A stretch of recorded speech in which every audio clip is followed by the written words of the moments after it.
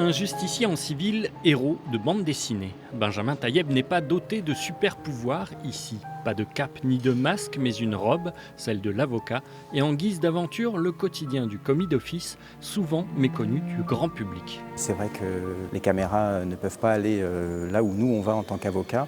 Toutes ces années en fait, où j'ai pu noter ces histoires et j'avais envie de les raconter dans le cadre de cette bande dessinée, parce que justement c'est des affaires qui sont extraordinaires pour des gens qui sont souvent pas préparés à vivre une garde à vue et qu'on suit ensuite devant un tribunal correctionnel en comparution immédiate par exemple.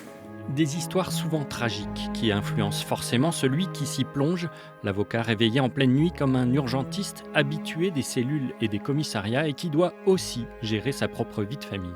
J'ai pris l'exemple effectivement de ma fille qui peut me joindre quand je suis en maison d'arrêt.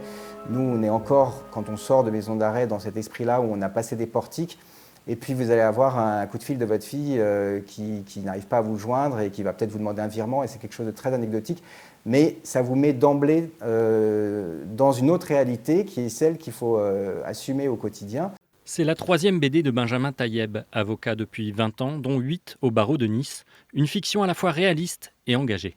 Ça me permet aussi de dénoncer un système tel que je le vois aussi, c'est-à-dire vétuste, qui a toutes les compétences qu'il faut mais qui manque de moyens, de dénoncer les conditions en garde à vue, de dénoncer la surpopulation carcérale, les délais d'audiencement. Ces thèmes-là, j'ai pu les aborder grâce au prisme de l'intervention de l'avocat commis d'office.